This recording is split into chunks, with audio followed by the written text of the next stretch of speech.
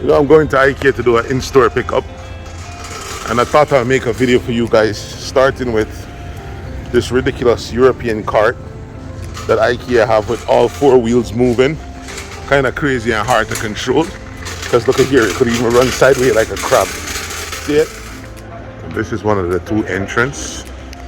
This is what it looks like.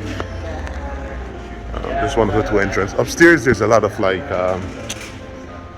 layout. I hate driving an IKEA cart, man. I'm gonna leave that cart alone. I'll pick up another cart, maybe this one. But the store is very much like a warehouse. Funny how the passage to get in is narrow, but the store is very much like a big warehouse.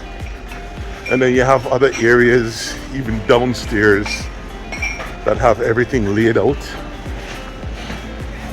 One of the things that you'll also notice is that it's all self-checkout. I'm gonna take a little stroll through, show you a little bit more about the layout of the store.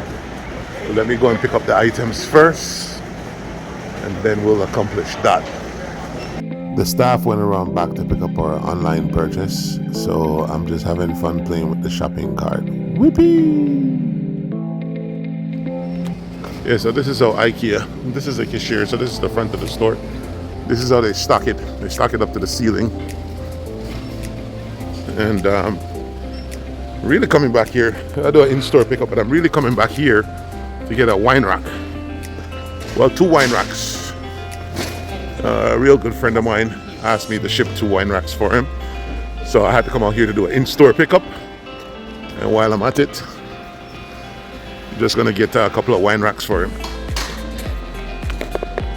So we're going from what looks like the industrial side to the section that has everything on shelves, like, you know, small accessories, wine glass, that stuff. Now in this section here is where you definitely get your butt lost if you're not paying attention.